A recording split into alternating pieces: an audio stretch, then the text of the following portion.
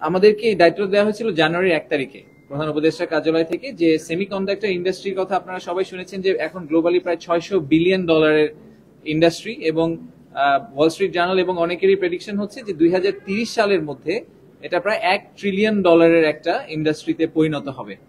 কিন্তু দুঃখের বিষয় হচ্ছে যে বাংলাদেশে এখন পর্যন্ত সেমিকন্ডাক্টর থেকে আমরা যে রেভিনিউটা পাই সেটার পরিমাণ রাফলি $6 মিলিয়ন, একেবারেই ছোট্ট। আমাদের কিছু উদ্যোক্তা আছেন যারা বেশ কিছু দূর এগিয়ে গেছেন, কমপ্লিটলি নিজেদের চেষ্টায় তারা এতদূর চলে গেছেন, সরকার থেকে খুব একটা সাহায্য পাননি। কিন্তু এই জায়গাটাতে আসলে গ্লোবালিও অনেক অনেক রিপোর্ট আছে যেখানে বলা হচ্ছে যে সেমিকন্ডাক্টর ইন্ডাস্ট্রি আসলে নেক্সট অয়েল ইন্ডাস্ট্রি এভাবে বলা হয়, যে অয়েল ইন্ডাস্ট্রিতে যেরকম বড় ধরনের ট্রিলিয়ন ডলারের একটা সম্ভাবনা রয়েছে ছিল এবং এখন ওটা গ্রো করছে, সেমিকন্ডাক্টর ভবিষ্যতে এরকম একটা জায়গায় চলে যাবে। এআই, মেশিন লার্নিং, এই প্রত্যেকটা জিনিসের ব্যাক এন্ডেই আসলে সেমিকন্ডাক্টরের একটা বড় ভূমিকা আছে। তো আমাদের ন্যাশনাল এফডিআই এর জন্য যে আমরা হিট ম্যাপ করেছিলাম বিডা থেকে, সেখানেও কিন্তু সেমিকন্ডাক্টরকে আমরা একটা ফোকাস ইন্ডাস্ট্রি হিসেবে রেখেছিলাম, যে সেক্টরে আমরা মনে করছি যে বাংলাদেশের সম্ভাবনা রয়েছে। এবং তার একটা মূল কারণ হচ্ছে যে আমাদের যে ইয়াং ওয়ার্কফোর্স আছে যারা অনেকেই আসলে এখন গ্লোবালি কানেক্টেড, তারা অনলাইনেই অনেক কিছু শিখে ফেলেন এবং তাদের ইচ্ছাটাও আছে, আমাদের তরুণদের ইচ্ছাটাও আছে। ইঞ্জিনিয়ারিং ইউনিভার্সিটি থেকে যারা বের হয়ে আসছেন তারা গ্লোবালি খুব ভালো ভালো জায়গায় প্লেসড হচ্ছেন।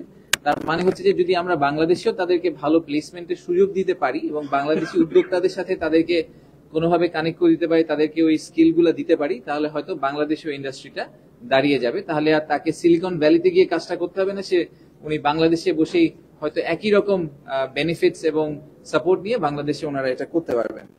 তো একদম যদি টাস্কফোর্সের যে অবজেক্টিভ যেটা ছিল, সেখানে আমরা কয়েকটা জিনিস করার চেষ্টা করছি। প্রথমত আমরা একটা গ্যাপ অ্যাসেসমেন্ট করার চেষ্টা করছি, যে যেটা আমাদের দরকার আর আমরা এখন কি ডেলিভারি করছি সেটার মধ্যে গ্যাপটা কতটুকু আছে।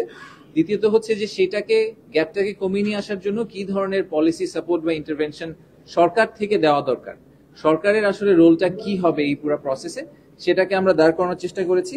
এবং তারপরে আমরা একটা রোড ম্যাপ দেওয়ার চেষ্টা করেছি কমিটি থেকে, যে ন্যাশনালি একটা যদি রোড ম্যাপ আমরা সেট করতে পারি এবং কিছু অ্যাকশন আইটেম আইডেন্টিফাই করতে পারি, যে শর্ট টার্মে আমরা কি করব, মিডিয়াম টার্মে আমরা কি করব, লং টার্মে আমরা কি করব একসাথে মিলে। এবং এটা তো একটা ইকোসিস্টেমের মতো, যেখানে একাডেমিয়া, সরকার এবং ইন্ডাস্ট্রি সবাইকে মিলে এবং আমাদের নন রেসিডেন্ট বাংলাদেশের সাহায্য নিয়ে আমাদের কাজটা করতে হবে। এটা সরকার একা চেষ্টা করলেও পারবে না, আবার কোনো একটা পার্টি একা চেষ্টা করলে আসলে বেশি দূর যেতে পারবে না।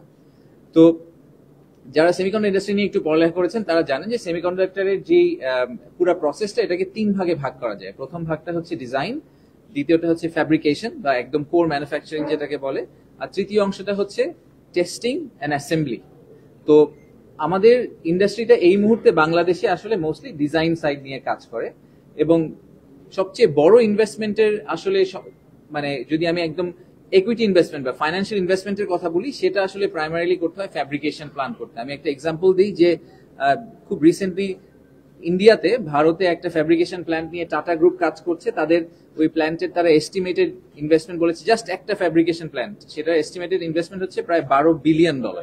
সো এটা is a huge investment exercise. তো সেটা হয়তো আমাদের দেশের পক্ষে ইমিডিয়েটলি করা সম্ভব হবে না, কিন্তু ডিজাইনের সাথে সাথে আমরা ইজিলি আবার শেষ অংশ যেটা testing and assembly, packaging, testing, assembly, এই পার্টটাতে আমরা ডেফিনেটলি একটা রোল প্লে করতে পারি বলে আমরা মনে করছি। সো মোটা দাগে আমরা আসলে এই শর্ট টার্ম এবং মিডিয়াম টার্মে বাংলাদেশকে দেখছি যে ডিজাইন থেকে আমরা গ্রাজুয়েট করে ডিজাইনে আরো এক্সপ্যান্ড করব, একই সাথে আমরা প্যাকেজিং এবং অ্যাসেম্বলি সাইডেও চলে যাব।